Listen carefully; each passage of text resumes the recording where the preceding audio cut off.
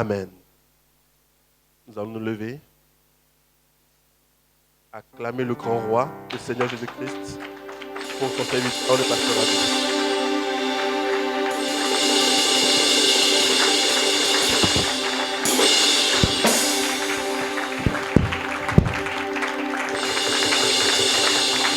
Nous acclamons Jésus-Christ. C'est pour lui que nous sommes là. Nous sommes là pour notre Seigneur. Nous sommes là pour notre roi. Alléluia. Alléluia. Alléluia.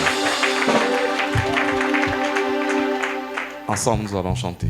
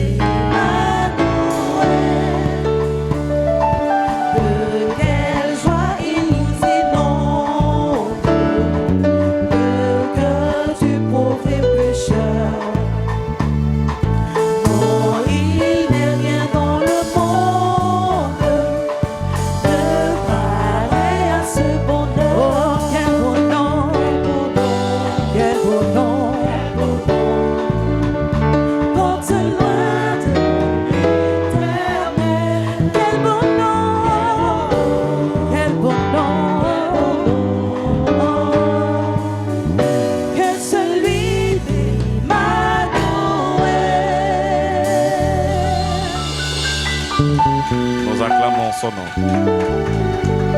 Nous acclamons son nom. Il est tellement bon. Veuillez vous asseoir.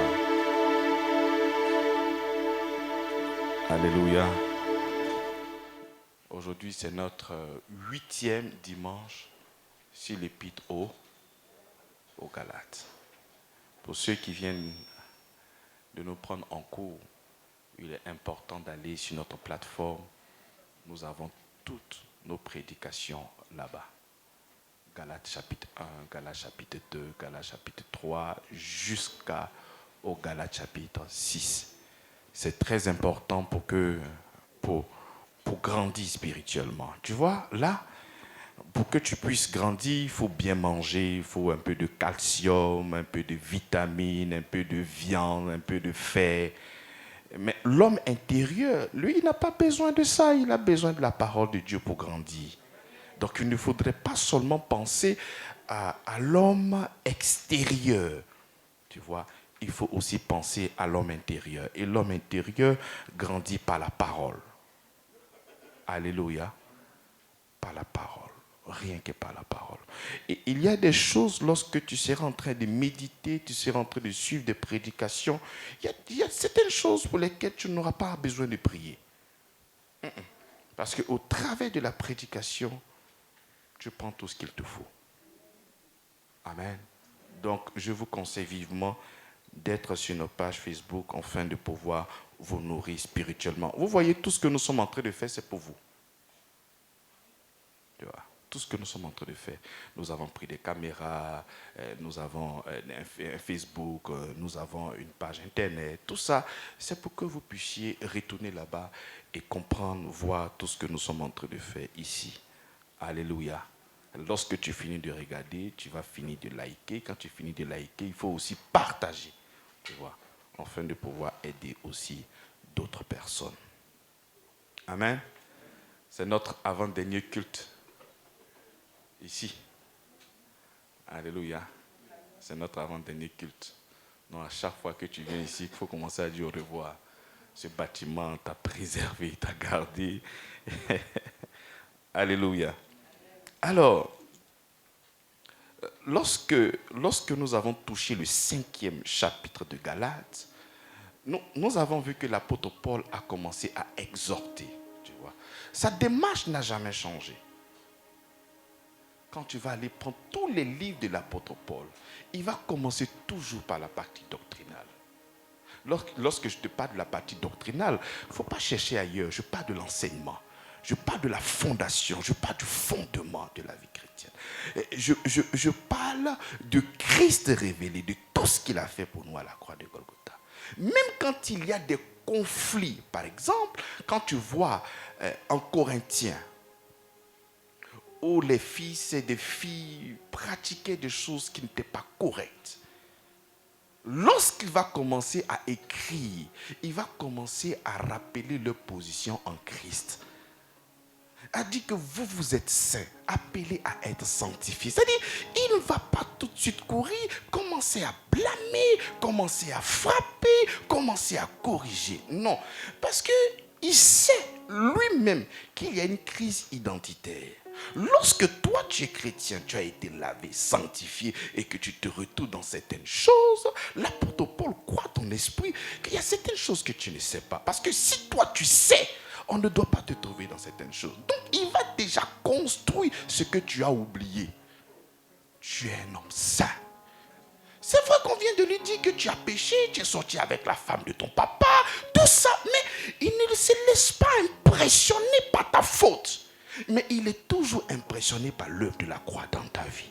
Donc, il va venir dire, toi, qui as été appelé à être saint, sanctifié. Il va même rendre grâce au Seigneur pour ces dons qu'il a déversés en toi. Donc il ne change pas sa manière. C'est vrai qu'il y a un problème en Corinthe. Lorsqu'il finit de se tourner du comportement des gens, il va encore rappeler l'enseignement et la doctrine dans le cœur de ces personnes-là. Que nous sommes sauvés non pas à cause de nos efforts, mais grâce à lui. Donc il ne change pas. Quand tu vas par Galates chapitre 1, il abonde dans la vérité de l'évangile. Il construit encore la foi chrétienne. Il vient en Galates chapitre 2, il vient en Galates chapitre 3, il vient encore en Galates chapitre 4. Donc tout ça, il envoie ton regard sur le christianisme. Il envoie ton regard sur l'œuvre parfaite de notre Seigneur Jésus-Christ. Donc quand il a fini de construire l'évangile que toi tu as oublié, sous cette base maintenant, il va maintenant t'exhorter. C'est comme ça qu'il dit, C'est pour la liberté que Christ t'a affranchi. Mais quand il le dit ici, tu comprends. Parce qu'il a eu le temps de te révéler depuis le premier chapitre jusqu'au 4e chapitre que si aujourd'hui tu es sauvé du présent siècle mauvais, ce n'est pas à cause de ce que tu fais, mais à cause de l'œuvre de la croix. Il dit parce qu'il a pardonné vos offenses, vous êtes donc sauvés du présent siècle mauvais. Donc quand il arrive maintenant en Galates chapitre 5 et quand il est en train de t'exhorter, il te dit, c'est pour la liberté que Christ nous a affranchis. Donc toi aujourd'hui tu ne peux pas courir ça et là avec de l'argent, avec de l'offrande dans le but de pouvoir recevoir une protection. Non, on ne peut pas t'en servir. Pourquoi? Il a eu le temps de construire l'évangile d'abord en te faisant croire que cette délivrance ne vient pas de toi, mais de celui qui t'a appelé. Donc quand il finit de faire cette déclaration, quand il finit de construire vraiment cette foi, il va maintenant t'exhorter. Donc l'exhortation provient de l'enseignement qu'il vient de te donner. Alléluia. C'est comme ça que même quand vous voulez exhorter des gens dans la foi, il faut d'abord construire l'évangile dans le cœur de ces personnes-là. Parce que si tu ne construis pas l'évangile, mais sous quelle base tu vas exhorter cette personne? Sous quelle base? C'est comme ça que ceux qui vont vous conduire dans beaucoup de systèmes qui ne glorifient pas le nom du Seigneur Jésus-Christ, ils ne peuvent pas commencer avec la parole. Ils vont commencer avec des expériences, alors qu'il faut commencer avec la parole de Christ. Lorsque tu ne commences pas avec la parole de Christ, tu es à l'aise pour faire des déclarations mensongères. Mais quand tu commences sous la parole de Christ, tu vas voir que l'exhortation sera liée à sa parole. Donc il rentre en exhortation. Il dit c'est pour la liberté que Christ vous a affranchi. Demeurez donc fermes et ne vous laissez pas mettre de nouveau sous le joug de la quoi? De la servitude. Au verset 4, il nous dit quelque chose de fort. Vous êtes séparés de Christ, vous tous qui cherchez la justification dans la loi. Vous êtes déchus de la grâce. Mais combien de fois certaines personnes essaient de se réconcilier avec le Seigneur, non pas sous la bannière de la grâce, mais par rapport à la loi. Je sais que si j'arrive à obéir aux lois et aux exigences de la loi, moi, je serai sauvé. Même certaines personnes qui se croient chrétiennes pensent comme ça. Que je pense rétablir ma condition avec Dieu par ma capacité à pratiquer la loi. Ces personnes-là croient qu'elles sont toujours dans le judaïsme. Parce que dans le judaïsme, lorsque tu transgresses la loi, effectivement, c'était lié aux pratiques. Tu devais aller prendre un animal, faire des cérémonies, afin de te réconcilier avec ton Seigneur, rétablir l'alliance. Donc ces personnes-là ont grandi dans le judaïsme, grandi dans la loi. Donc il a fini de détruire dans tous ces chapitres-là. Et il vous dit, vous êtes séparés de Christ. Vous tous qui cherchez la justification dans la loi. Si un homme, si une femme veut recevoir la justification, il faut être en Christ. Quand l'apôtre Paul écrit à ces Galates, c'est parce que ces personnes-là voulaient recevoir la justice, non pas par le Christ, mais par des cérémonies, par des pratiques et par beaucoup de choses. C'est comme ça que lorsque nous allons contextualiser ce genre de versets ici, c'est comme ça que toi tu souhaites recevoir la bénédiction de Dieu parce que toi tu feras. Si je fais ça, si je pratique ça, si je fais telle chose, c'est en ce moment que Dieu va me bénir. C'est comme ça que cette manière de penser a donné naissance à beaucoup de frustrés à l'église. Cette manière de voir a donné naissance à beaucoup de sorciers à l'église. Parce que la personne sert à l'église et pense que par sa capacité, par son zèle à servir le Seigneur, Dieu assurément va bénir cette personne. alors que Dieu te bénit par la grâce. Donc quand toi tu es assis, tu ne fais que balayer, tu ne fais que servir et tu es là, tu es en train d'attendre quelque chose, pensant que Dieu va regarder la somme et la multiplication de tes actes avant de t'apporter la bénédiction. En fait, c'est cette manière de penser qui fait que tu es encore là. Tu es à la salle d'attente. Et voilà, un gars qui vient, peut-être qu'il a encore la cigarette dans sa main, mais il est frappé par l'amour de Dieu et il se laisse transporter. Ce gars-là reçoit une bénédiction. Ah Seigneur, pourquoi pas moi? Mais pourquoi ça soit toi? Pourquoi tu veux que ça soit toi? Ça ne sera pas toi. Bien-aimé, pour que tu puisses voir la grâce se manifester dans ta vie, tu dois exalter la grâce. Mais tant que tu ne vas pas exalter la grâce, mais la grâce c'est pour les non-méritants. Et comme lui il fume, lui c'est un bandit, lui c'est un voyou, mais il a pu voir cette bonté-là. Mais souvenez-vous lorsque le Seigneur lui-même il était sur la terre, dans la personne du Christ. Il y a deux personnes qui sont venues prier. Il dit Seigneur, moi je ne suis pas comme ces publicains. Moi je jeûne, je donne mon aumône, je fais des offrandes, je fais comme ci, je fais comme ça. Et le publicain il est à côté, il dit je suis un pauvre. Il dit c'est lui là qui est juste. Donc à chaque fois que tu vas te présenter avec toi ta justice, la Bible va te regarder et la Bible va dire que ta justice est comme un vêtement sale et souillé. Mais à chaque fois que tu vas te régner et tu vas compter sur la bonté de Dieu, c'est comme ça aussi que tu seras reçu au nom de Jésus-Christ. Donc c'est comme ça qu'il dit que vous tous, vous êtes déchus de la grâce.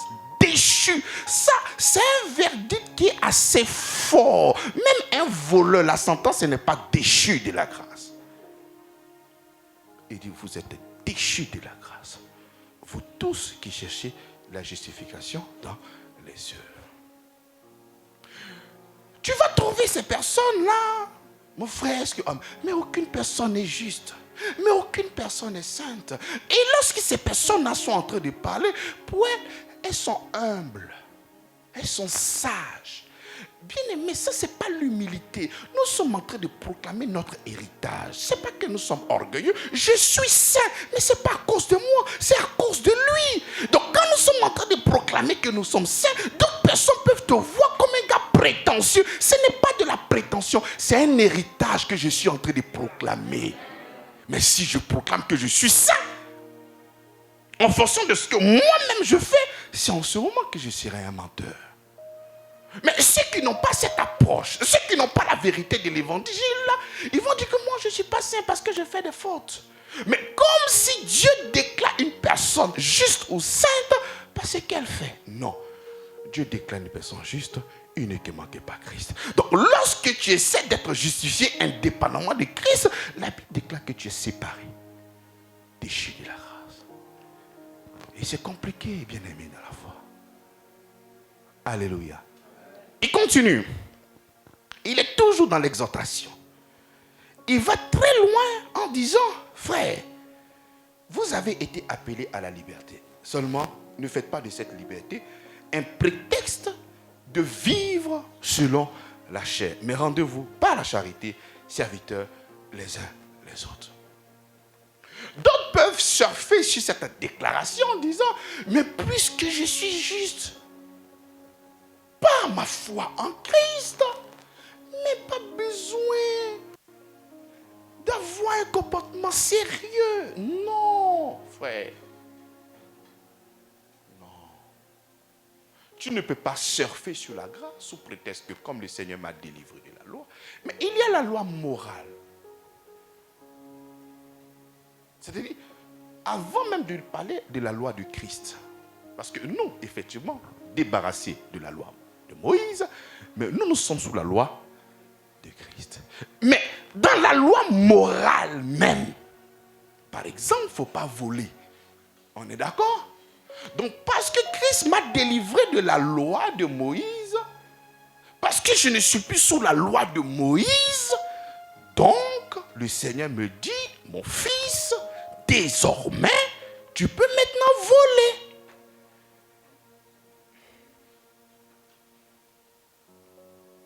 Si tu sais que ce n'est pas intéressant, pourquoi tu fais? C'est juste le vol. Mais à côté du vol, il y a plein de choses. C'est vrai que peut-être tu ne voles pas. Mais tu sais ce que tu fais. Les gars, vous faites comme vous êtes étonnés. Hein? Tu sais ce que tu fais. Ah non, parce que Christ m'a libéré, donc je peux faire ça. C'est ce que la Bible t'a dit. Hein? J'attends pas ton amen. J'attends. Tu es juste. Là, tu cries. Non, j'ai dit, je veux l'autre amen de ce que je viens de dire là. C'est de ça qu'il s'agit. Qu'on rappelle que tu es juste amen, mais à côté de la justice aussi, il y a le fruit qui sort aussi en toi. Pourquoi le fruit n'arrive pas à se manifester? Il dit, frère, vous avez été appelés à la liberté. Seulement, ne faites pas de cette liberté un prétexte de vivre selon la chair. L'apôtre Paul, il est constant et il est cohérent. Il s'est dit que celui qui a accepté le Seigneur Jésus-Christ, s'il se comporte ainsi, c'est parce qu'il a mis aux oubliés ce que Christ a fait pour lui à la croix de Golgotha. En fait, il ne sait pas ce qu'il est devenu. C'est un enfant. C'est un enfant qui oublie. C'est parce que tu es un enfant. Et il faut savoir que être enfant, c'est l'image de la loi. Alors que l'image de la loi, il n'y a pas l'héritage pour toi. Parce que je vois un peu certaines personnes. Non, on était dans la loi, ça ne va pas. Aujourd'hui, on est venu dans la grâce, mais ça ne va pas encore. Mais est-ce que toi-même là, tu as grandi? Tu te plains du message. Il n'y a pas de problème. Toi-même là. Mais est-ce que tu as grandi? Avant, je me lamentais beaucoup à la maison. Mais est-ce que je prêche normalement? Est-ce que j'ai dit... Jésus même avait ce problème-là. Non, pasteur, il faut te calmer. Est-ce que toi, tu as grandi? Grandir, c'est lié à la parole. Lorsque tu laisses cette parole pénétrer en toi, et tu vas voir que tu seras en train de grandir. Alléluia. Parce que l'héritage est lié au fils. Mais pourquoi veux-tu qu'on te donne un héritage, toi qui es bébé? C'est vrai, c'est pour toi, tout ça c'est à toi. Mais tu es encore un enfant. Il faut rester là. Galer un peu. Quand tu as devenu fils là, c'est pour toi. Si tu veux vraiment, tu as devenu fils. Ou bien. Maintenant, si tu ne veux pas, nous on est là, on gère ça pour toi. La Bible nous dit que la terre tout entière attend la révélation des enfants. Ah, de quoi? De quoi? Des enfants? Mais des fils. Pose la question à ton voisin. Est-ce que tu es fils ou tu es un enfant? Tu n'es pas obligé de répondre. Mais en toi-même là, au fond de ton cœur, dans le sous-sol de ton cœur, où personne n'a accès, même le diable n'a pas accès à ça, toi seul connais ta position. Tu sais. Donc arrêtez de nous fatiguer. Ah, non, la grâce là, c'est grâce là. Non, la grâce là.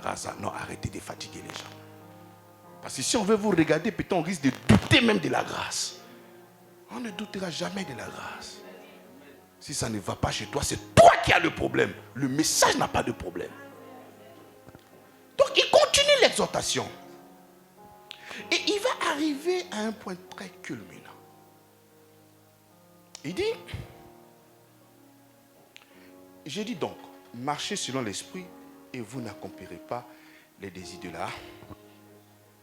Ça, c'est d'une manière pratique. On a parlé de la justification, on a parlé des choses, oui. Mais pasteur, souvent je suis là, d'une manière pratique. D'une manière comment? Voici un gars qui ne fait que regarder, soit peut-être des vidéos moins de 18 ans, des brochures moins de 18 ans. Mais quand tu finis de t'alimenter, mais qu'est-ce que toi tu veux? Tu as fini d'alimenter, mais le corps va réagir. Mais ce n'est pas de la magie. C'est ce que tu as semé là. Mais qui t'attend?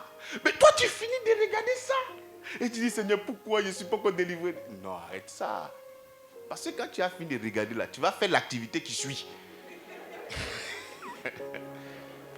C'est pas ça? Mais tu finis de regarder. Tu finis de faire l'activité qui suit. Seigneur, quand tu as mes délivres, tu dis, Dieu, il est tellement... On doit y dire qu'on doit chicoter.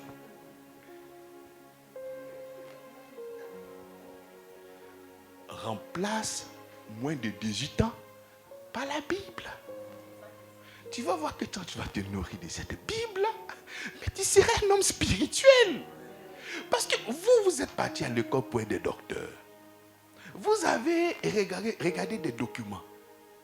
7 ans, 8 ans, vous êtes devenu de quoi? La comptabilité, peut-être c'est 3 ans ou 4 ans. Tu allais prendre des documents de la comptabilité. 3 ans, 4 ans, tu es devenu comment? Mais comment toi, depuis toi, tu lis un livre de Dieu et jusqu'à maintenant, tu n'es pas encore Dieu sur cette terre? C'est qu'il y a un problème. Il faut lire et laisser cette parole-là me pénétrer dans ton cœur. Tu lis ça comme toi tu veux. Tu ne prends rien au sérieux. Et c'est toi qui veux avoir des résultats. Donc l'apôtre Paul, d'une manière pratique, nous exhorte. Il dit, marchez selon l'esprit et vous n'accomplirez pas les désirs de la chair. On est d'accord? J'ai essayé par les prédications en garnissant votre journée. Il faut se lever tôt. Mais si tu te lèves tôt le matin et que tu commences ta journée avec le Seigneur, mais tu vas voir qu'il y a certaines pensées qui vont s'éloigner de ta vie. Tu sais, pour pouvoir changer une personne, ne parle pas de son comportement. Change sa croyance. Il faut changer la croyance. C'est comme ça que je disais que la femme prostituée n'a pas de problème. Le problème qu'elle a, c'est sa croyance. Elle croit présentement que la seule chose qu'elle a pour obtenir de l'argent, pour prendre soin d'elle, c'est son corps. Voilà pourquoi elle vend. C'est ce qu'elle s'est dit, c'est ce que j'ai à présenter en ce monde pour que ce monde puisse me donner de quoi vivre. Mais si tu as changé sa croyance, tu vas changer sa manière de penser. Et quand tu changes sa manière de penser, tu vas changer aussi ses actes. Quand tu finis de changer ses actes, tu vas aussi changer son caractère. Quand tu vas finir de changer son caractère, tu vas voir que tu vas changer aussi sa destinée. Mais tout part de quoi? Mais de la croyance. Change ta manière de faire. Et oriente-toi seulement que sur le Seigneur. Il faut combler tes journées dans la conscience de l'œuvre de la croix. Si tu penses qu'il te reste encore beaucoup de temps, tu peux même aller évangéliser. Si tu suis normalement tout ce que ton pasteur te demande, te dit, par exemple, quand il finit le séminaire, toi, ton séminaire commence à partir du lundi. En plus de ton activité, en plus de tout ce que tu as fait toi-même, et que tu vas rajouter la méditation, mais quel temps tu auras pour aller passer 1 heure de temps devant moins de 18 ans? Quel temps tu auras? Mais tu restes comme ça. C'est comme quelqu'un qui dit, chaque vendredi, je dois sortir pour aller en boîte. Ok. Ça, c'est lui. Et aujourd'hui, il prend la décision. Désormais, je ne vais plus en boîte. À partir d'aujourd'hui, je n'irai plus dans un bar ou dans un coin quelconque. Et cette personne vient s'asseoir à la maison. Et tu es assis. Tu ne fais rien. Tu es là, tu croises tes bras. En fait, tu attends qui? Tu es là maintenant, tu luttes, je ne sors pas. Et puis un tout petit message arrive. Joe, le moment que tu travailles depuis longtemps, Dieu veut te voir. Tu commences à porter tes chaussures et puis tu sors. Mais si tu ne veux plus véritablement sortir, mais il faut changer l'activité du vendredi. Change l'activité du vendredi. Désormais, chaque vendredi, je médite la parole. Désormais, chaque vendredi, j'ai pris pour la mission. Désormais, chaque vendredi, je suis en train de faire ça. Et quand tu vas commencer à fonctionner dans ton nouveau système, tu es occupé à faire quelque chose. Tu viens de t'engager. Mais on ne s'assoit pas là pour dire je ne fais plus ça. Non. C'est comme ça que quand tu as le regard fixé sur le Seigneur, lui-même te donne la force enfin d'être meilleur. Je puis tout par celui qui me... Tu te dis, soumettez-vous au Seigneur. Soumettez-vous et résistez au... Mais toi, tu ne te soumets pas au Seigneur et puis tu vas résister au diable. Tu vas résister au diable comment? Il faut te soumettre. Et te soumettre comment? Dans la prière, dans l'adoration, dans la méditation et dans beaucoup de choses. C'est comme ça que tu te soumets au Seigneur. Et lorsque le diable viendra, il fuira loin de toi. Parce qu'il va trouver en ce moment-là la foi dans ton cœur. Parce que la foi, ce n'est que la présence de Christ dans ton cœur. C'est tout. Et c'est ce qu'il nous dit. Car la chair a des désirs contraires à ceux de l'esprit et l'esprit en a de contraires à ceux de la chair. Ils sont opposés. Donc la solution, bien aimé dans la foi, c'est de regarder le Christ. C'est de regarder le Christ. Avant, je jouais beaucoup au billard. Et j'avais un très bon niveau. Et j'avais un rendez-vous avec quelqu'un. Et j'étais au billard. Et j'ai tapé un peu. On dit, tu ne sais plus jouer. Il dit, mais effectivement, là où tu passes plus de temps, c'est là-bas que tu grandis. Si je passe plus de temps encore là, je vais encore grandir. Mais j'ai changé mon champ d'action. Maintenant, c'est la parole. C'est comme ça que je ne fais que grandir. Mais et toi, tu veux un changement, mais tu es dans les mêmes choses. Tu es dans les mêmes choses. Mais comment est-ce que tu vas vaincre? Comment? Alléluia. Donc, il est allé encore d'une manière très pratique en pointant du doigt les œuvres de la chair. Il a parlé de quoi? Il a parlé des querelles, des jalousies, l'animosité, les divisions, l'envie, l'ivrognerie, excès de table, l'idolâtrie, la magie, l'impudicité, l'impureté, la dissolution. Tout ça, ce sont les œuvres de quoi? Donc toi, parce que Christ t'a libéré de la loi, cela veut dire que maintenant tu peux vivre ça. Non. Ce n'est pas ce que la Bible dit. C'est faux. Si tu penses comme ça, je t'arrête dans cette pensée-là parce que l'ennemi est en train de chuchoter auprès de toi. Il est en train de te mentir. C'est ta bête qui cherche en réalité. La Bible déclare. Mais quand vous voyez ce verset-là, il dit, le diable rôde autour de toi. Mais attends, tu penses que le diable rôde comment? Tu penses qu'il rôde comment? Jalousie, il rôde. Querelle, il rôde. Mensonge, il rôde. Il est là. Et il te sert tout ça. Et c'est toi qui viens et tu te livres. C'est comme ça que le diable rôde. C'est comme ça qu'il rôde. Pérodé par plusieurs phénomènes autour de toi. Alléluia. Mais nous devons avoir la conscience de notre Père. C'est ça, afin de pouvoir marcher toujours par l'Esprit de notre Seigneur Jésus-Christ. Il arrive au verset 26. Il dit, ne cherchez pas une vaine gloire. Parce qu'en Jean chapitre 17, le Seigneur nous fait comprendre qu'il a partagé sa gloire. Il dit, Père, la gloire que tu m'as donnée, je leur ai donné. Mais cette gloire qu'il nous a donnée là, mais ce n'est pas pour être prétentieux. Ce n'est pas pour faire la jalousie. Ce n'est pas pour s'insulter.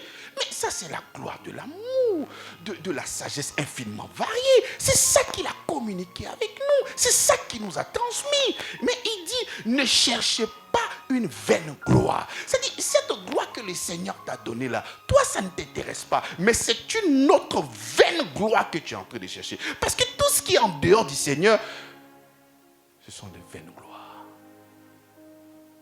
Amen. Il dit, en vous provoquant les uns les autres. Là, l'apôtre Paul répond à tout le monde. Nous qui sommes en assemblée. Il dit, ne cherchez pas de vaine gloire. En vous provoquant les uns les autres. En nous portant envie les uns aux autres. Bien-aimé, lorsque nous sommes enfants de Dieu, lorsque tu réalises tout ce que Christ a fait pour toi à la croix de Golgotha, lorsque tu considères son amour, lorsque tu considères sa miséricorde, lorsque tu considères surtout son humilité, de Dieu qu'il est, il est devenu un homme et il habitait parmi nous. Lorsque tu réalises combien de fois Dieu est humble, parce que d'où vient la provocation? La provocation vient de l'esprit de suffisance, de supériorité. Tu peux regarder les gens avec dédain en pensant que toi tu es supérieur aux autres. C'est ça qu'on appelle les provocations. Et en tant qu'enfant de Dieu, ça ce sont des choses du monde. Nous sommes enfants de Dieu. Donc on ne peut pas avoir ce genre d'approche-là. Ce n'est pas possible. Parce qu'aujourd'hui, je suis ce que je suis grâce à lui. Si c'est grâce à toi-même, il n'y a pas de problème.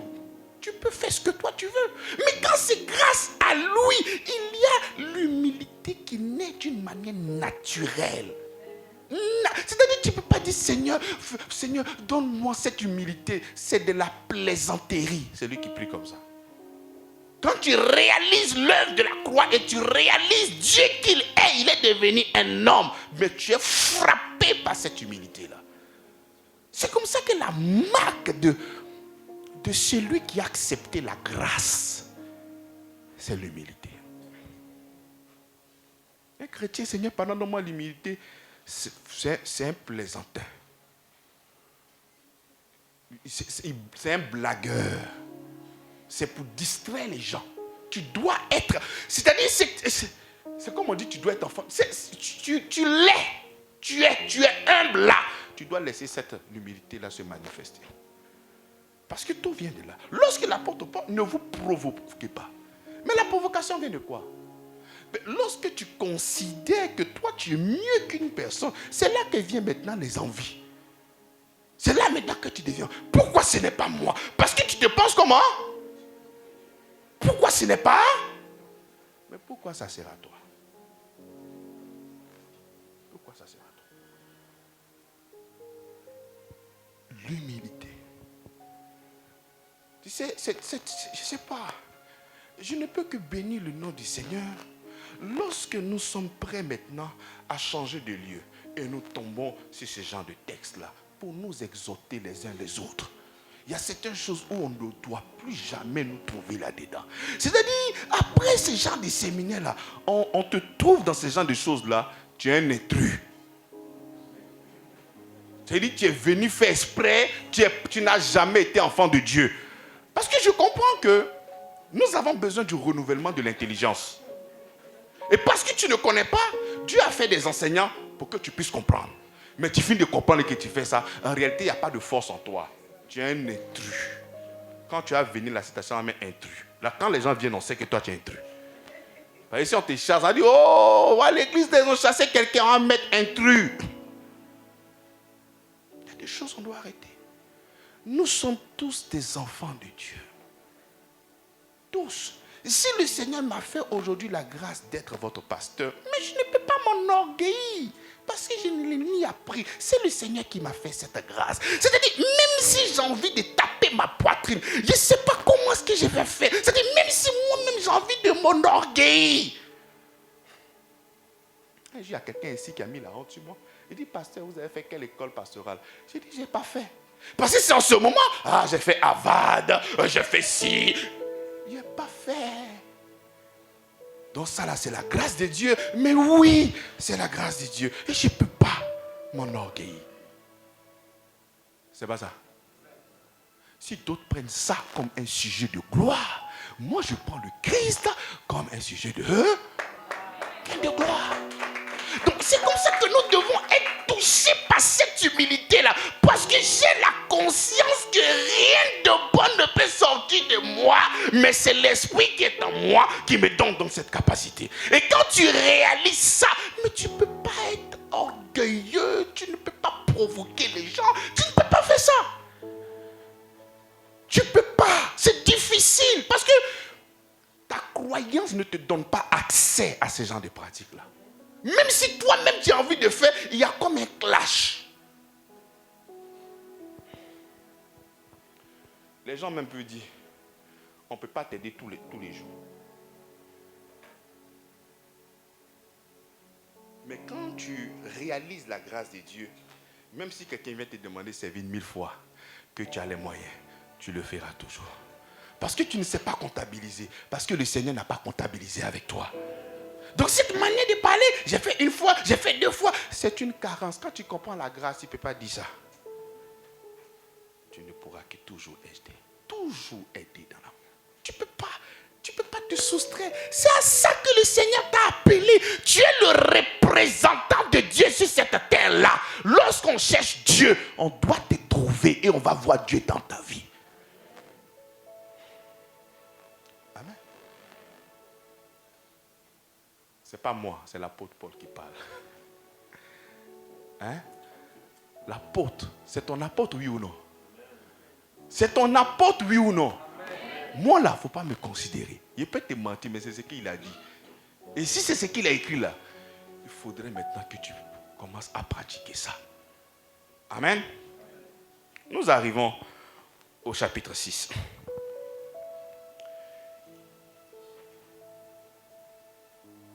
Il dit, frère, si un homme vient à être surpris en quelque faute,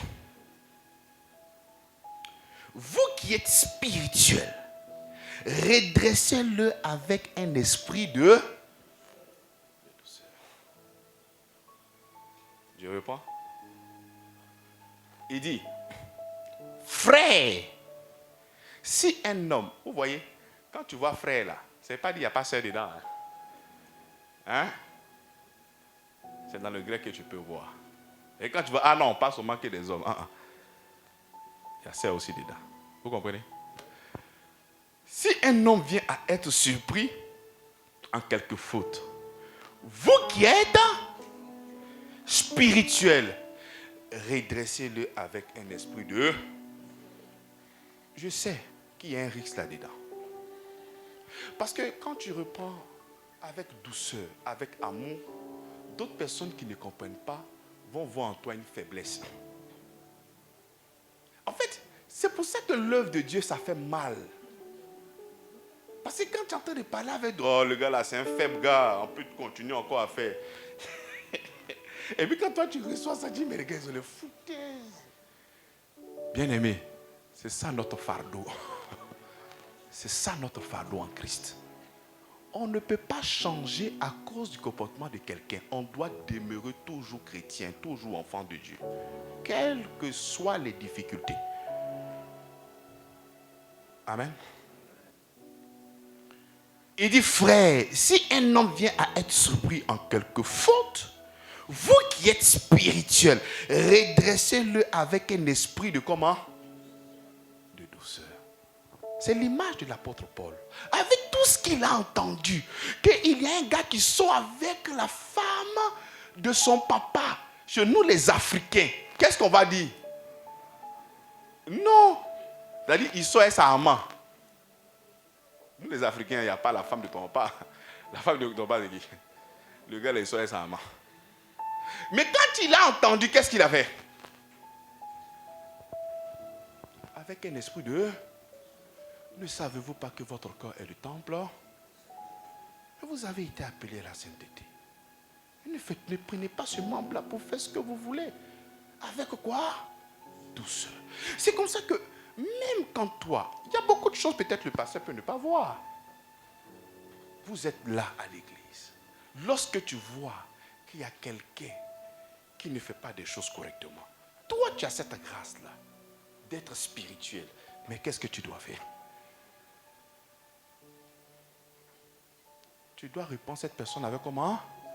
Avec douceur. Tu dois même l'aider. C'est ce que le Seigneur lui-même il a fait pour nous. C'est ce qu'il a fait pour nous. Prenons Romains chapitre 12, verset 3.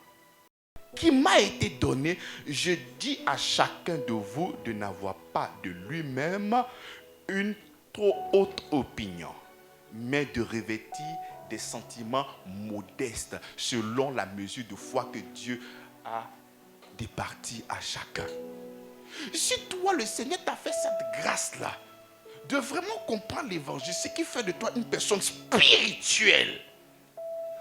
Lorsque tu vois que ton frère ne fait que fauter, il y a des impairs qu'il fait, tu vois, il ne faudrait pas que tu aies cette prétention d'être meilleur que quiconque. Parce que cette position que tu occupes là, c'est encore la grâce. C'est ce qu'il a dit. Il dit, par la grâce qui m'a été donnée, il n'y a rien que tu as dans tes mains présentement là, qui ne vient pas de la grâce. Il n'y a rien. Il dit, par la grâce qui m'a été donnée, je dis que chacun de vous, je dis à chacun de vous de n'avoir pas de lui-même une trop haute, mais de revêtir des sentiments comment? Modestes. Le plus petit parmi vous. Mais c'est comme ça que les 12 disciples ont posé la question à Jésus. Mais Seigneur, mais parmi nous là, qui est le plus grand? Quelle était la réponse de Jésus? Qui peut m'aider? Mais il dit c'est le plus petit qui est le plus grand. C'est lui qui est le plus petit parmi vous là. C'est lui qui est le plus... Pourquoi? Parce que lui-même, le grand Dieu créateur du ciel et de la terre, il est descendu ici, sur cette terre-là, pour nous servir, nous. Mais est-ce qu'il y a un autre exemple d'humilité que ça? De modestie que ça? Donc, si lui-même, il a habité parmi nous, jusqu'à lavant nos pieds avec ses propres mains, mais qu'est-ce que toi, tu ne peux pas supporter?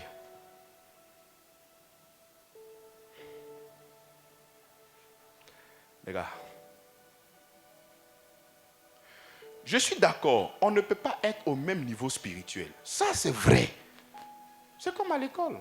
Il y a le premier, il y a le dernier. Vraiment, j'apprécie. Tu reçois le message avec beaucoup d'amour. Et nous sommes tellement contents, au moins, l'église grandit. Mais quand tu as cette position-là, c'est pour faire quoi? Ah, moi, des gens charnels. Non, ce n'est pas ça. Le leader prend la main et il accompagne. Le boss, lui, il est là. Et puis il parle mal maintenant. Tu es un boss ou tu es un leader? Il y a beaucoup de personnes qui veulent des boss. Notre Seigneur dit qu'il n'est pas un boss, c'est un leader. C'est comme ça que nous aussi, nous sommes des leaders. On montre le chemin à suivre. Alléluia. On montre le chemin. On montre le chemin. Mais à suivre. C'est ça un leader. Un leader, ce n'est pas celui qui ne fait que parler.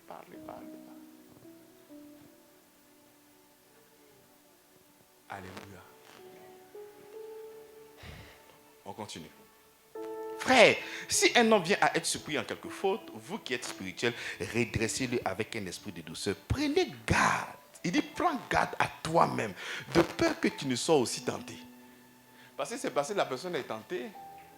La personne a soit peut-être tombée. La Bible dit, cette fois, le juste tombera, cette fois, il va se relever. Mais quand cette personne est tombée là, quelle était toi ton attitude? Tu es venu appuyer même la personne. Quand tu es fort, c'est pour aider les plus. Mais toi, tu prends ta force pour appuyer sur sa tête. Maintenant, et quand toi-même tu as fauté? Parce que même la Bible dit 7 fois le juste va tomber, 7 fois il va se relever. Donc toi-même, tu peux fauter. Mais quand tu vas fauter là, ça s'est passé comment? Toi qui n'avais pas cette douceur, toi qui n'avais pas cette compréhension, toi qui pouvais que juger, insulter, mépriser. Mais lorsque tu vas te retrouver dans cette position, on fait comment?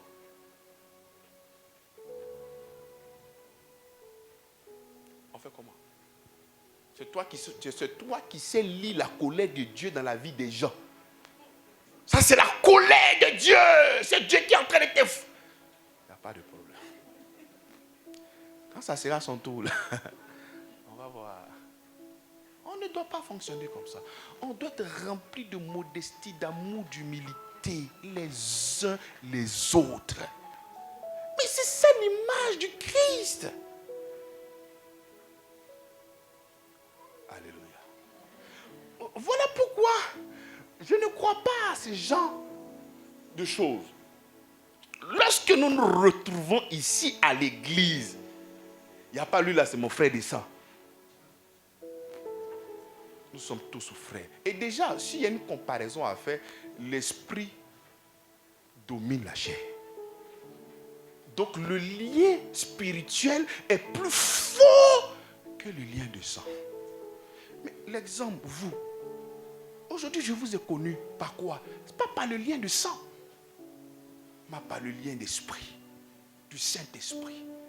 Et n'eût été le Christ, mais comment est-ce que j'allais connaître des personnes comme vous? Extraordinaires. Mais je vous porte dans mon cœur. Mais c'est comme ça aussi que vous devez avoir ce sentiment-là. Ah non, lui là, quand je suis à lui, je ne suis pas à l'aise. Toi, lui, il est enfant de Dieu. Tu es avec un enfant de Dieu, tu n'es pas à l'aise. Donc toi, tu es qui? Tu es qui? Et puis quand tu finis, Seigneur, Seigneur Dieu, tu es amour. Et puis toi, tu n'es pas à l'aise, hein, mon enfant. Hey, Seigneur Jésus. Dieu est amour. C'est quand il voit tout ça là qu'il voit que Dieu, il est amour. C'est-à-dire, non, c'est pas vrai même. Un esprit d'humilité et d'amour. Même si tu as des préférences, ça ne se passe pas ici à l'église. Même si tu as des préférences, c'est comme tu as des enfants à la maison. Tu as peut-être 2 ou 3 ou 4 enfants. Et puis parmi ces enfants, tu montres devant l'autre que moi j'aime lui là que l'autre. Mais tu es en train de détruire l'autre enfant. Tu es en train de détruire l'autre enfant. C'est ce que toi tu veux. Si toi tu peux faire ça, toi tu es un père, tu n'es pas normal. Mais le Seigneur c'est un père qui est normal. Je ne suis pas en train de dire que tu ne peux pas avoir une relation particulière avec une personne de l'église parce que le frère là, quand tu es avec lui, vraiment tu grandis dans la foi. Il n'y a pas de problème. Mais que ça se fasse en vous deux. Et dans la foi, bien sûr. Pas dans autre chose. Alléluia.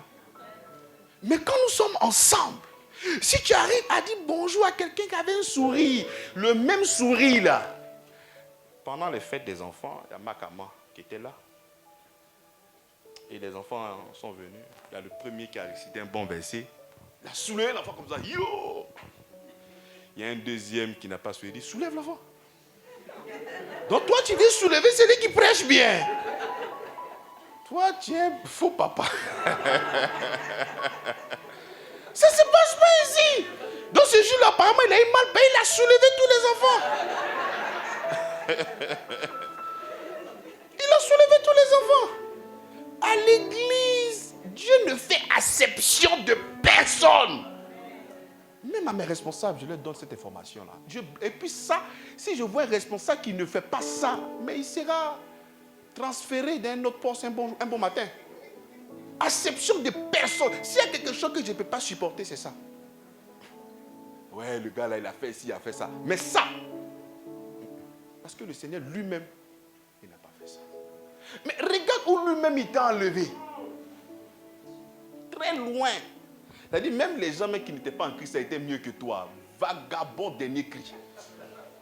Il t'a lavé, il t'a nettoyé. Maintenant, tu as une petite position. Maintenant, c'est toi qui as fait le malin. C'est faux. Et quand tu ne comprends pas l'évangile, c'est comme ça que tu ne peux que te comporter. Mais il va dire ça ici. Allons-y. Au verset 2, il dit portez les fardeaux les uns les autres et vous accomplirez ainsi la loi. Il est plus sur la loi. Il est plus sur la loi. Tu es sous la loi de Christ. Voilà maintenant, ça fait 1-1. Tu n'es plus sous la loi, non? Il n'y a pas de problème, mais tu es sous la loi de Christ. Et la loi de Christ, c'est quoi? C'est l'amour. Je suis d'accord, tu n'es plus sous la loi de Moïse, c'est vrai. Mais tu es sous la loi de... Mais avant ça, il dit portez les fardeaux les uns les autres. C'est-à-dire, de la même manière que la Bible dit, venez à moi, vous qui êtes chargés et fatigués, je vous donnerai du repos. Aussi vrai que ce verset-là existe entre nous et le Seigneur, ça doit aussi exister avec ton frère dans la foi. C'est-à-dire, même quand tu as les difficultés, tu peux avoir du réconfort auprès d'un frère de l'église, auprès d'une sœur de l'église. Non pas pour juger cette personne-là, mais pour un réconfort. Parce que cette personne est malmenée. Cette personne-là a besoin d'une présence fraternelle. J'ai besoin d'un frère qui va vraiment me soutenir. Seulement qu'une oreille. Mais toi-même, tu vas venir faire semblant d'être une oreille pour aller poigner encore la personne. Hey! Ça, c'est pas vrai. Il dit, portez les fardeaux les uns des autres et vous accomplirez ainsi la loi de Christ, qui est quoi? Qui est l'amour. Quelqu'un est faible, je l'aide. Quelqu'un est faible, je l'aide. Et on avance. Aider une personne faible ne veut pas dire que tu es en train de cautionner ce que la personne vient de faire. Alléluia. Mais d'un premier temps, il faut d'abord apporter ton soutien. Et derrière maintenant, ce que tu dois dire, tu dois dire. Mais déjà, il faut le réconfort. Il faut supporter. Ce qui est derrière tout ça, c'est le diable. Ce n'est pas autre personne. C'est l'ennemi. Non, nous devons nous supporter les uns les autres. Tu me diras, est-ce que c'est moi ici Jésus?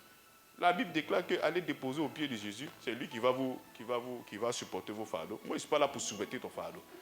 C'est comme ça que des chrétiens qui sont devenus forts dans le développement personnel. C'est-à-dire, un chrétien même qui fait sortir le mot développement personnel doit avoir un problème. Parce que l'apôtre Paul parle de Christ qui est formé. Toi, tu veux former l'homme. C'est Christ que nous formons en nous ou c'est l'homme que nous voulons former en nous? Tu veux te développer toi-même. Alors qu'il faut développer le Christ qui est en toi. Par la prédication de la parole. Il faudrait que tu grandisses. Un Christ fait. Et c'est comme ça que tu vas voir des enfants de Dieu. Je suis là souvent. Je vous piste, vous tous, sur vos statuts. Si quelqu'un ne t'aime pas, va à gauche, mais va à droite. Je suis là comme ça. Je dis, Seigneur, il n'y a pas de verset de la Bible. Mais ce sont les développements personnels. Mais l'écriture est passée où? Supportez-vous les uns les autres. C'est pas il te salue qui répond. Si il n'était pas répondu, tu peux faire ça. Ça, c'est le truc de TikTok. C'est rempli comme ça. Je suis là, je dis, mais les gars là même. Il n'y a pas de versets. On cherche nos versets, nos clips que nous sommes en train de découper pour mettre ça sur les statues. Et les gars, ils sont en train de mettre les proverbes. Ils ont laissé la parole de Dieu. Il y en a d'autres, mais qui sont des musulmans. Vous tous là, je vous piste. Parce que faites attention à vous. Vous voyez, dans cette grâce ici en train de partir, il ne faut pas venir mettre des infiltrés dedans. C'est pas ça. On doit parler que de Christ. Que de... Mais toi, tu veux venir comparer la sagesse de l'homme et la sagesse divine. Toi, tu veux mettre ça en opposition. Si tu m'aimes, je ne t'aime pas. Tu m'aimes, je t'aime, mais tu es un sorcier mieux que toi. Priez pour vos ennemis. C'est ce que la Bible a dit. Mais toi, tu dis non. Que ça là, c'est trop difficile. Ce sont les choses que toi, tu veux faire. Je vous rappelle que ce n'est pas moi qui dis, c'est Paul qui dit. Ne vous fâchez pas contre moi. Si quelqu'un pense être quelque chose, quoi qu'il ne soit rien, il s'abuse lui-même. Ça là, il doit expliquer. Il pense que c'est rentré comme une décharge dans ton cœur. Que chacun examine ses propres œuvres. Et alors, il aura sujet de se glorifier pour lui seul. C'est comme ça que la Bible dit ici, Abraham a sujet de se glorifier, mais pas devant Dieu. Passer devant Dieu là, ce que tu es devenu là, c'est grâce à lui. C'est-à-dire le malin que tu peux faire là, il faut aller faire ça devant le miroir. Tu ne peux pas même faire ça devant un enfant de Dieu, ni devant le Seigneur. Parce que nous savons que c'est le Seigneur qui fait toute chose. Amen. Ce dimanche là, j'attends pas vraiment ton amen. Lorsqu'on était dans la doctrine, dans les enseignements, je sentais les amens. Mais là, je ne sens pas, ou bien ce n'est pas la parole de Christ. Mais encouragez-moi quand même. Ou bien ça fait mal. Ça pénètre. Que chacun examine ses propres œuvres et il aura sujet à se glorifier pour lui seul. Ton malin que tu fais là, c'est toi et ton miroir. C'est pas ici. Parce que nous, on est informés. Ou bien l'ancien? Nous, on est informés. On sait déjà que c'est la grâce de Dieu. Tu n'es pas un super homme. C'est la grâce de Dieu. C'est pas autre chose. Amen. 5. Car chacun portera son propre fardeau. L'apôtre Paul nous rappelle quelque chose de très important. C'est vrai que nous sommes dans la grâce. Mais nous allons comparer devant le tribunal de... On va comparer devant le tribunal du Christ. Et si tu me fais du mal, je te fais du bien. Malgré que tu me traites avec beaucoup de mépris, moi je continue à te faire du bien. Mais Dieu nous voit. La Bible déclare qu'à moi la vengeance est là. Et toi là, tu ne dois pas changer ta manière d'être à cause d'un frère. Ce sont les philosophes qui disent que l'homme était loup pour l'homme. Nous, on ne connaît pas ça ici. Nous, notre penseur là, c'est le Christ. Alléluia. On respecte leur boulot, ils ont fait des choses extraordinaires, mais nous, ce n'est pas ça. Donc, toi, tu es en Christ, je te parle la grâce ici. Je suis d'accord, pas de problème. Tu vas comparer devant le tribunal du Christ. Je vous ai pas dit ça, oui ou non?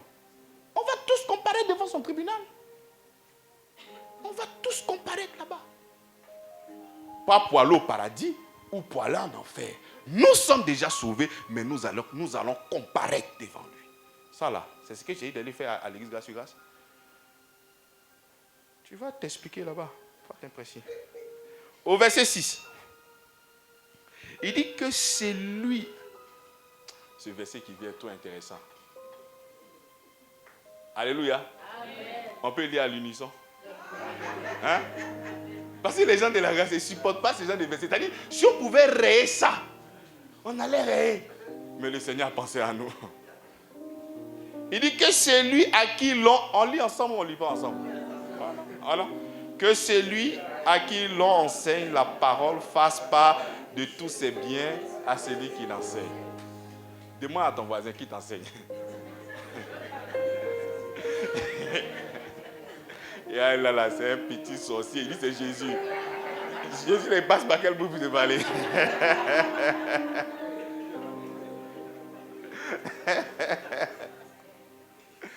Hein? Tu vois? On va prendre un deuxième verset. Prenons 1 Corinthiens chapitre 9, le verset 11.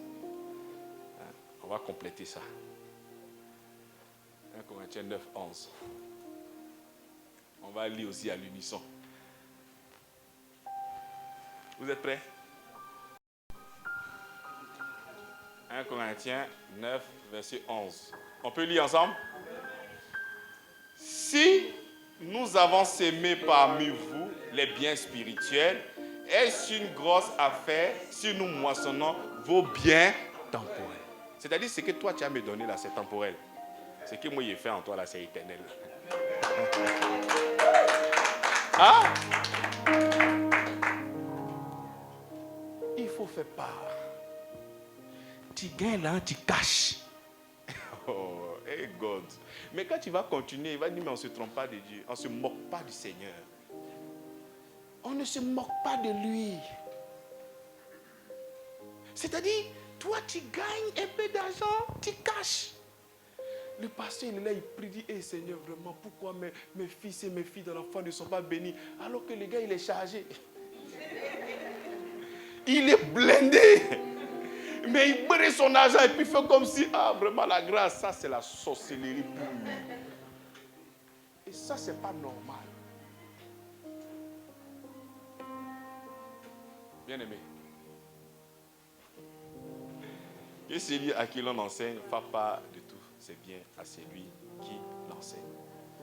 Ça concerne même ceux qui sont sur YouTube, Facebook. Même si vous n'êtes pas ici, si tu reçois l'enseignement, tu dois me faire part de tes biens.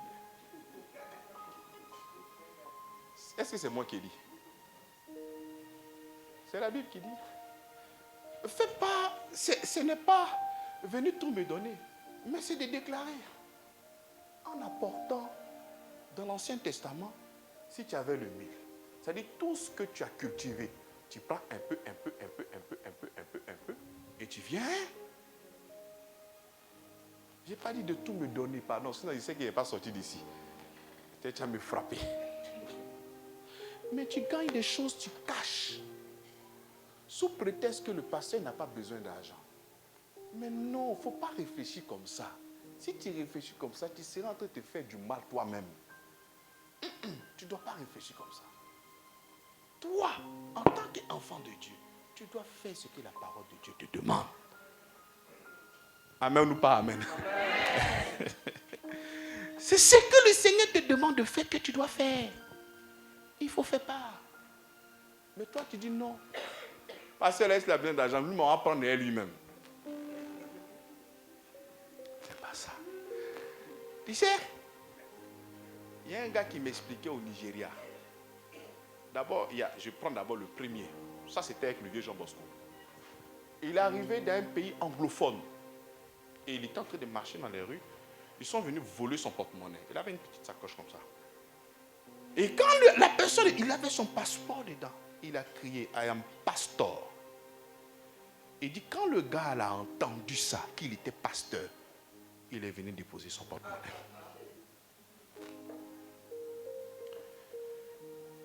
Mais à la frontière, d'un pays francophone, on avait un pasteur congolais. Quand il a vu, il dit, hé Kofi, ça là, tu as dansé un peu, c'est que toi tu sais danser parce que tu es un Congolais. C'est un pasteur congolais qui était à la frontière, un francophone l'a vu. Donc quand il a vu son nom congolais, il a vu son nationalité congolaise, il pense directement à Kofi. Et il dit au pasteur que c'est que tu sais danser. Parce qu'au Congo, on danse. Est-ce que vous comprenez? C'est-à-dire, ces anglophones-là, ils ont vraiment compris quelque chose que les francophones n'ont pas encore compris. L'anglophone, que son père spirituel soit un super bishop, même s'il a dette privée, c'est un honneur pour lui de prendre ce qu'il a. Il va dire, tiens. Hein, ici, les vieux, il faut finir, tu vas me déposer à la maison. C'est-à-dire, on est prêt à tu as fini de prêcher, non? Et puis on prend encore et toi.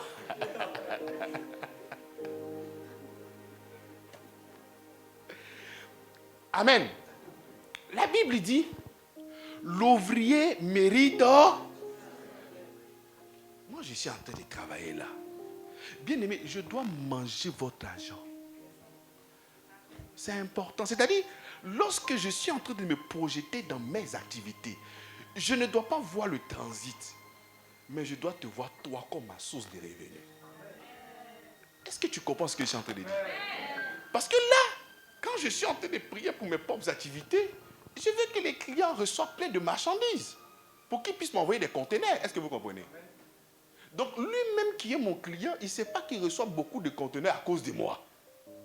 Est-ce que tu comprends ce que je suis en train de dire? C'est de la même manière que je dois considérer que c'est cette mission-là vraiment qui me permet de me tenir et de vivre. C'est vrai qu'aujourd'hui, vraiment, le Seigneur me fait la grâce. J'arrive encore à me défendre au niveau du travail. avec le culte que nous avons, je peux normalement travailler et vivre correctement. Mais vous ne devez pas tomber dans cette facilité-là. Vous devez véritablement donner. On n'a pas dit d'aller au-delà de tes limites. Mais vraiment, il faut le faire. Il faut faire pas.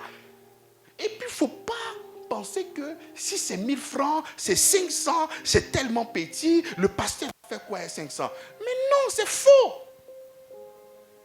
Un jour, il y a Anna qui m'a envoyé des recharges, des unités. Je l'ai appelée tellement que je lui ai dit merci, elle était étonnée. Elle dit, ah, il y a quoi de petites unités là? J'ai dit non. C'est une grâce parce que je le reçois au nom du Seigneur Jésus-Christ. Je n'ai pas le droit de mépriser quoi que ce soit. Je le prends avec action de grâce. Donc toi, tu ne peux pas dire parce que c'est petit, je ne peux pas donner. Non, je ne peux pas. Parce que tu viens donner, ce n'est pas parce que tu viens donner à cause du Seigneur. Tu viens donner à cause de l'enseignement que tu reçois. C'est pour ça que tu viens donner, oui ou non? Donc je le reçois au nom du Seigneur. Donc il faut le faire. On ne doit pas. Prenons 1 Corinthiens 1,9. Corinthiens chapitre 1 Corinthiens 9, 12. Continuons le texte. Si je ne me trompe pas. Si je ne me trompe pas. Le 12, il dit quoi? Oui, une seule personne me lit ça. À haute voix. Si d'autres jouissent de ce droit sur vous, n'est-ce pas plutôt à nous d'en jouir? D'accord. Mais nous n'avons point usé de ce droit. Merci, c'est ça. Il dit, continue. Nous n'avons pas usé de ce droit. Au contraire, nous souffrons tous, afin de ne pas créer d'obstacle à l'évangile de Christ. Tu vois ce qu'il est en train de dire? C'est-à-dire c'est un droit pour lui. Mais parce que certaines personnes peut-être n'ont pas envie de donner, et pour ne pas que ça soit un problème lié à l'évangile, il a préféré de souffrir. Est-ce que vous comprenez? Il a le droit de prendre. Mais pour ne pas faire obstacle à l'évangile, il a décidé même de souffrir. C'est-à-dire, il y a un besoin. Il y a un manque. Mais pour ne pas créer des obstacles à l'évangile, pour ne pas dire que non, l'évangile là, non, tous les jours tu parles d'argent, tous les jours tu parles d'argent, il préfère souffrir dans le manque. Bien aimé, ce n'est pas une bénédiction pour vous. Il dit, il est là. Et il souffre, ça ne fait rien. Parce que si à chaque fois, tu dois interpeller les gens, même pour des cotisations de 2000, mais arrivé un moment, tu vas voir que l'argent va commencer à prendre le centre de la prédication. Donc pour ne pas faire obstacle à l'évangile, il a décidé de ne plus parler de ça. Même pas prendre. Non, c'est plus la peine. Alors qu'il a le droit, la Bible dit, l'ouvrier mérite. J'ai un exemple encore plus pratique. Lorsque nous étions en train de quitter le domicile pour aussi, il y a quelqu'un d'entre vous qui est venu me voir. Pasteur, il faut dire aux gens de donner. Parce que si tu ne dis pas aux gens de donner là, les gens ne vont pas donner. Tu persistes dans l'évangile ou tu essaies de suivre cette carte-là afin de recevoir l'argent. J'ai dit, je vais demeurer dans l'évangile que je prêche. Et forcé, on va y arriver. Forcé, on va y arriver. Donc, l'apôtre Paul, lorsque j'ai lu ces versets-là, mais j'ai compris tout de suite.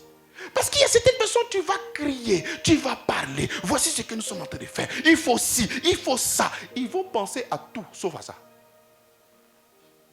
Et si tu veux trop insister, ça sera comme un obstacle à l'évangile. Parce que l'évangile nous parle seulement que de Christ.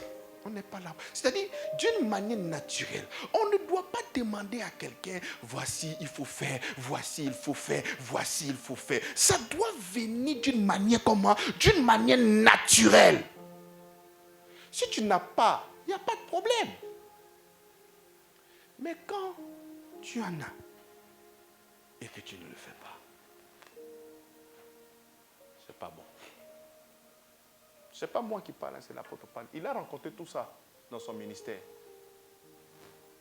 Il n'a pas usé de ça. Alors que vous devez le faire. C'est important. C'est important. De la même manière que X a le zèle pour voir la promotion de l'évangile, la promotion de cette mission, c'est comme ça aussi que Y, c'est-à-dire nous devons être animés d'un même sentiment. Ézéchiel dit qu'on aura un seul et même cœur.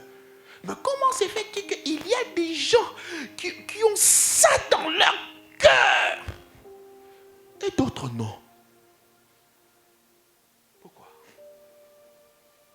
Il y en a d'autres qui ont ça dans leur cœur, mais d'autres non. Sous prétexte que ça. Tu sais, il aura toujours de quoi dire, hein?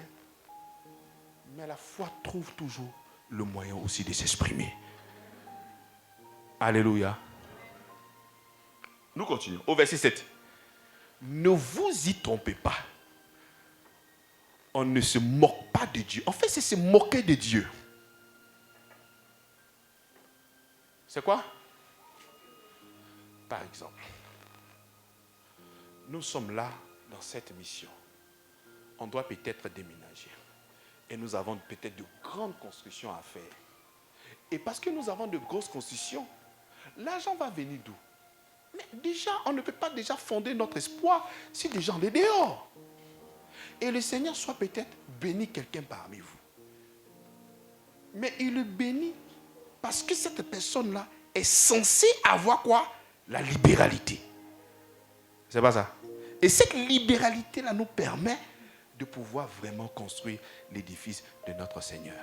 Alléluia. Maintenant, toi, tu reçois ça.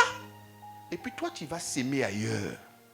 La Bible dit, on ne se moque pas de Dieu. On ne se... J'explique encore pour que tu puisses savoir. Pour ton besoin, pour ta nourriture, pour l'école. Bon, on connaît déjà le niveau. Mais à cause peut-être de la construction, soit peut-être qui est en train de venir, le Seigneur peut-être t'envoie peut-être 10 millions ou 20 millions. Il t'a donné en abondance. La Bible déclare que celui qui donne la sémence au... Mais le Seigneur t'a donné ainsi pour que toi aussi tu puisses donner en a. Maintenant, toi, tu reçois ça et tu vas faire autre chose. C'est se moquer de Dieu. Je donne... Ton fils a été affecté très loin. Et tu trouves un tuteur. On est d'accord? Et tu envoies 100 000 francs à ce tuteur-là. Tu l'envoies pour qui?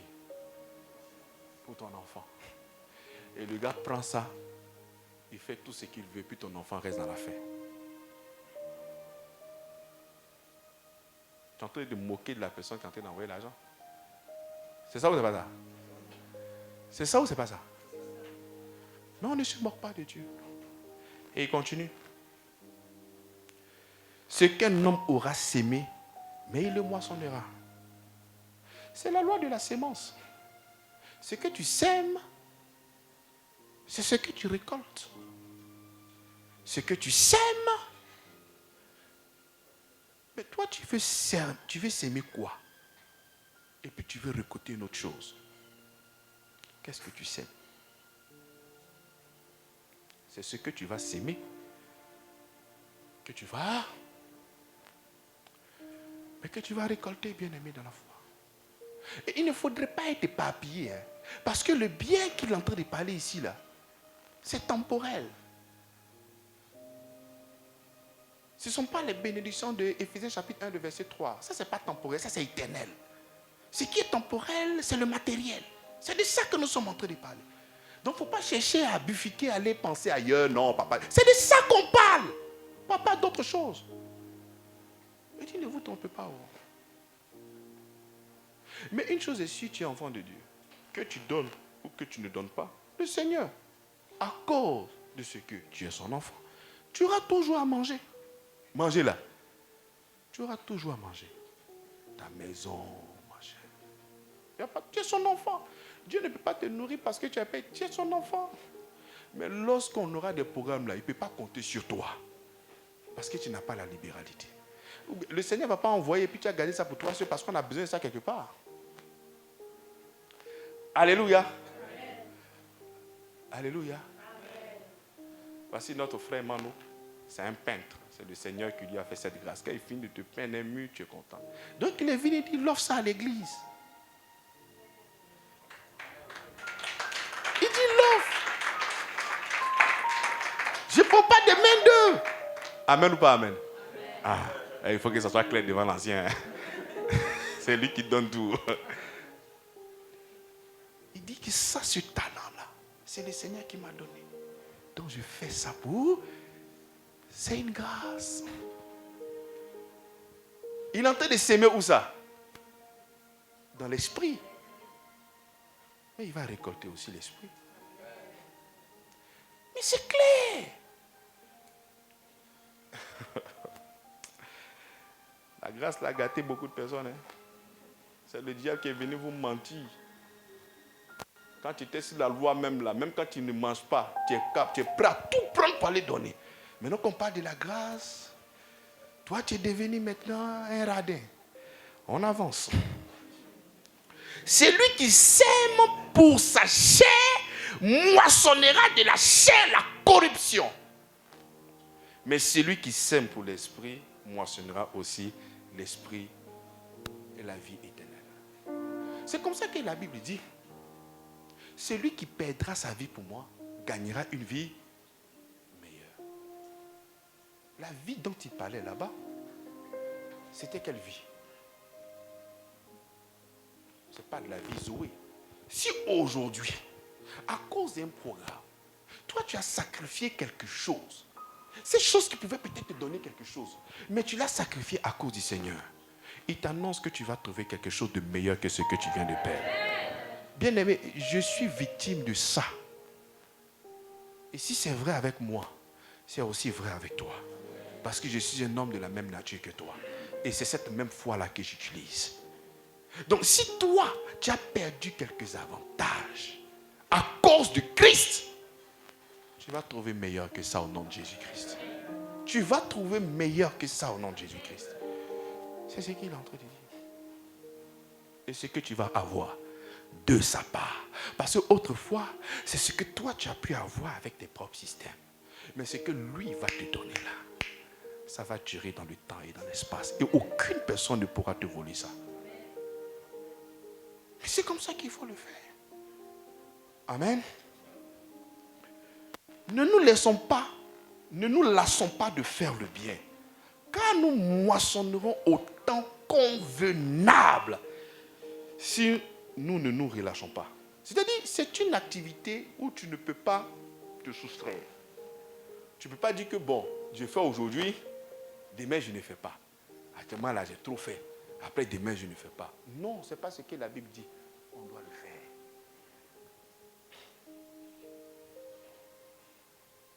Je ne sais pas pourquoi le Seigneur nous a conduits, nous sommes en train de partir, il est en train de parler de ça. Mais bien aimé, il faut que tu considères ces propos-là. Il faut considérer la parole de Christ. Il faut considérer la parole de Dieu. Il ne faut pas venir blaguer avec toi-même ta propre vie.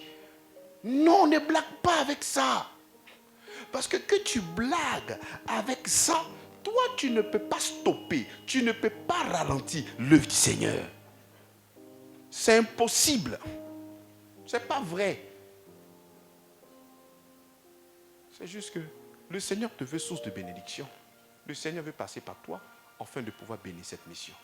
Mais toi, quand on te bénit, toi, tu prends ça pour aller faire autre chose. Mais il ne faut pas te tromper. On ne se moque pas de Dieu. Tu peux te moquer de tout le monde, mais tu ne peux pas te moquer de cette... En fait, c'est de toi-même que tu te moques, pas du Seigneur. Amen. Ainsi donc, pendant que nous avons l'occasion, pratiquons le bien envers tous et surtout envers les frères. En là, un jour j'ai étudié ce verset-là. On dit que je suis méchant. Il y a certaines personnes qui ne sont pas forcément à l'église, qui ne sont même pas à l'église, qui viennent me solliciter. Ah, vraiment, vraiment, vraiment. Je dis, ah, moi maintenant là, j'ai tout organisé. Tu as besoin d'aide. Il faut venir te trouver aussi à l'église. Ah, donc payer pas ton église, donc tu n'as pas me donner quoi? Prends ça comme toi tu veux. Et il faut prendre ça Ah non, il faut m'aider par rapport à mon projet. Il a dit, il y a des gens ici à l'église qui ont besoin aussi de financement. Ces personnes-là me donnent de leur offrande, ces personnes-là me donnent de leur dîme. Donc si l'église a les moyens pour pouvoir financer le projet de quelqu'un, c'est pour lui qui a financé. Et la personne qui se trouve ici. Monsieur, si tu veux que je t'aide là, viens à l'église. On a un calendrier pour aider ceux qui en ont le besoin. Donc si je suis pas dans ton église, mais va dans ton église, tu allais demander aussi à ton pasteur. Pourquoi ça? Moi, tu viens demander.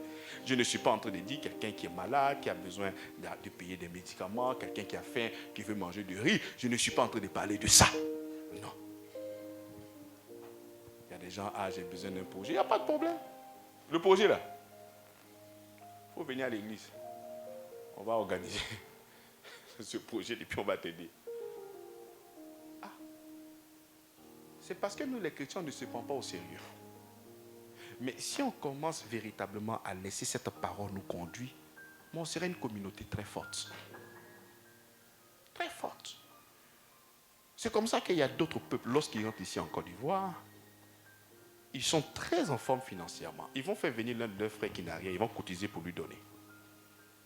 Ils commencent à être riches aussi. On appelle une autre personne. Ils commencent à devenir riches. Et c'est comme ça qu'ils sont devenus riches. Après, on se plaît. C'est ceux-là qui sont riches. Mais quand toi tu n'es pas prêt à donner. Mais comment est-ce que tu vas aider ton frère? Comment?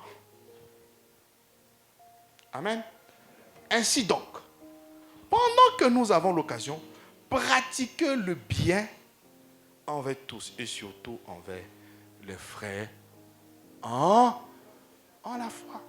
C'est comme ça que même il y a peut-être certaines personnes parmi vous qui veulent peut-être même faire des dons. Tu viens voir l'ancien. Viens voir l'ancien. L'ancien va réceptionner. Si c'est pour aller à l'orphelinat, un jour je suis en train de parler avec quelqu'un qui allait beaucoup à l'orphelinat pour aller faire des dons. J'ai dit c'est très bien, mais il faudrait que ce soit accompagné de la parole du Seigneur. Parce que les biens, c'est seulement que la porte d'entrée. Quand tu entres, qu'est-ce que tu fais? Le bien permet à ce que tu entres. Et quand tu entres, qu'est-ce que tu fais? Tu ressors. Tu es rentré. C'est là maintenant que tu dois prêcher la parole du Seigneur. Donc quand toi, si tu t'en vas, tu vas seulement que satisfaire toi tes envies. Comment est-ce que la parole de l'Écriture va se réaliser dans ce ministère? Enfin, pas dans ce ministère, dans la parole de Dieu qui dit que Dieu est le Père des orphelins. Mais c'est quand l'Église va arriver à l'orphelinat, après avoir donné des présents, quand on leur parle de Jésus-Christ, il peut comprendre que vraiment Dieu est le Père des... Parce que l'image qu'il va voir, c'est le Seigneur qui vient de lui rendre comment? Visite. Donc même quand tu as envie de donner tes vêtements, viens voir l'ancien, tu déposes. On s'organise et avant de donner, nous on va présenter toujours quoi? L'évangile. Alors que quand toi tu as parti déposer, c'est juste satisfait. Non, j'ai fait ça et c'est que Dieu va me bénir. Non, c'est pas ça. Je le dis parce que nous tous on était dedans. Quand tu commences à avoir un cassard, il doit partir à l'orphelinat. Ça là, c'est bon spirituellement. Dieu va faire que tu as tout. Je ne suis pas en train de dire qu'aller à l'orphelinat n'est pas une bonne chose. Non. Mais ça doit être toujours inspiré. Parce que lorsqu'on vient déposer le matériel, pas derrière, qu'est-ce qu'on fait? On présente l'évangile. On présente l'amour de Dieu. Parce que le bien temporel qu'on vient de déposer là, ça ne c'est pas éternel, c'est temporel. Alors que le message que nous allons déposer dans le cœur de ces enfants-là, ce message est comment? Mais éternel. Alléluia. Nous allons nous lever, prier le Seigneur.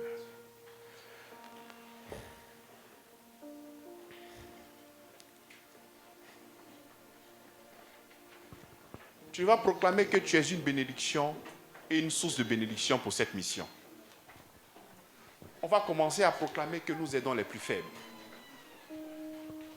Nous allons proclamer que nous sommes là à se supporter les uns les autres. Nous allons proclamer que nous sommes enfants de Dieu. Et celui qui est enfant de Dieu, il est là pour aider celui qui est comment? Celui qui est faible. Ensemble, prions le Seigneur. Gloire à toi, Seigneur. Merci, Seigneur, pour ton amour, ta grâce. Merci pour ta bonté et ta fidélité. Merci, Seigneur, parce que je suis une source de bénédiction. Source de bénédiction ici, à grâce sur grâce. Merci parce que c'est toi qui m'as envoyé dans cette communauté, Seigneur. Afin de pouvoir aider les plus faibles. Afin de pouvoir aider ceux qui sont encore dans des difficultés, Seigneur. Afin de pouvoir supporter les fardeaux les uns les autres. Merci pour la force que tu me donnes d'avoir cette position, les leaders de cette mission. Merci parce que le cœur que tu me donnes est un cœur rempli d'amour. Parce que la révélation de la parole me fait comprendre que tu es Dieu, me fait comprendre ta bonté, me fait comprendre ta miséricorde, me fait comprendre ta grâce infiniment variée dans ma vie. Merci Seigneur. Tu as tout subi pour moi. Gloire à toi Seigneur. Nous te rendons toute la gloire. Merci pour tout ce que tu fais. Tu as tout subi pour moi. Merci Seigneur pour ta grâce. Que n'as-tu pas fait pour moi? Que n'as-tu pas fait pour moi? Que n'as-tu pas fait pour moi? Que n'as-tu pas fait pour moi? Tu as tout subi pour moi. Tu as tout subi pour moi. Que n'as-tu pas fait pour moi?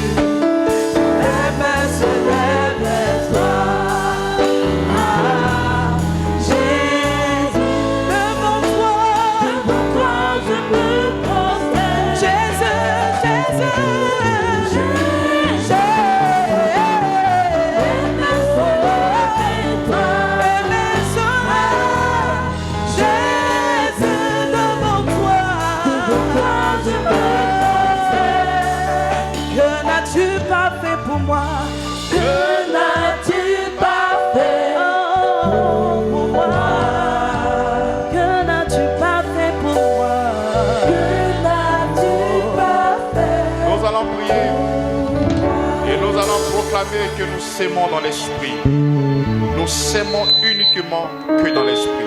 Ensemble, prions le Seigneur. Merci. Nous s'aimons dans l'esprit. Rien que dans l'esprit. Nous s'aimons ta parole. Nous s'aimons ton amour. Que serais-je sans toi? Nous s'aimons. Où serais-je sans toi? Merci pour ton amour et ta fidélité.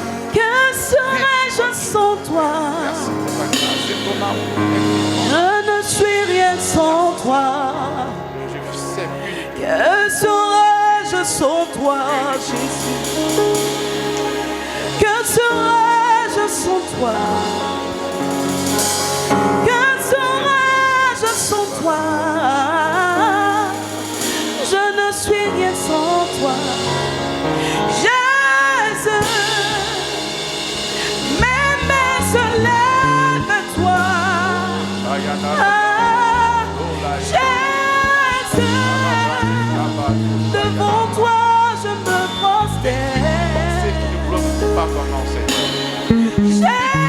Jésus, mon cœur se lève à toi. Jésus, devant toi je me prosterne. Oh Jésus.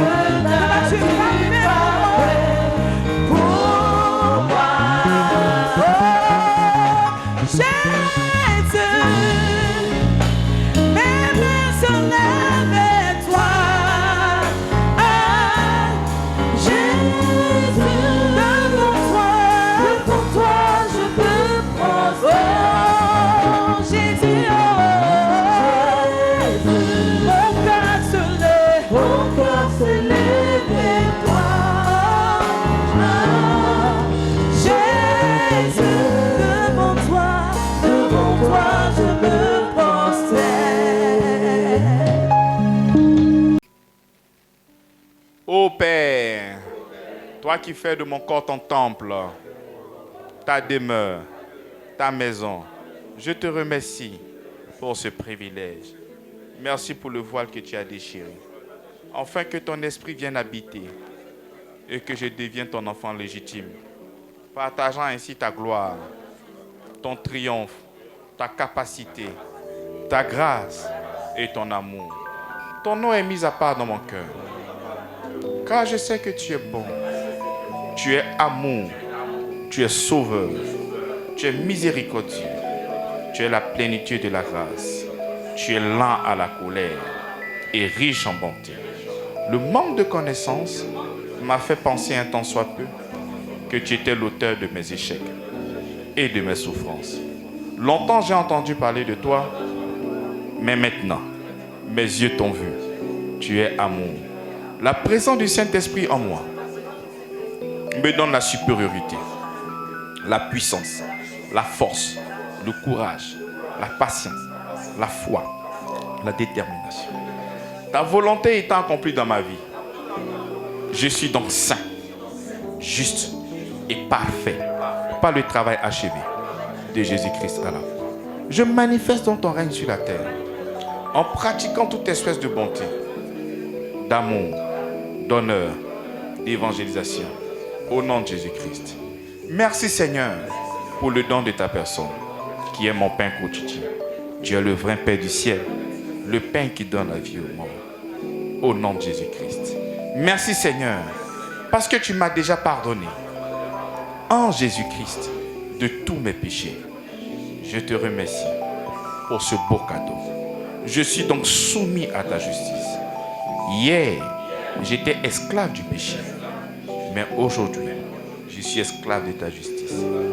Signe, prodige. Nous sommes au 11e mois. Nous arrivons maintenant au 12e mois. Alléluia. Est-ce que tu as eu des signes? Est-ce qu'il y a des prodiges? Est-ce qu'il y a des miracles? Si ça ne va pas, pense à l'Église. Déjà, il faut te réjouir de ce que nous avançons par la foi. Alléluia. Miracle qui se manifeste dans ma vie. Au nom de Jésus-Christ. Amen.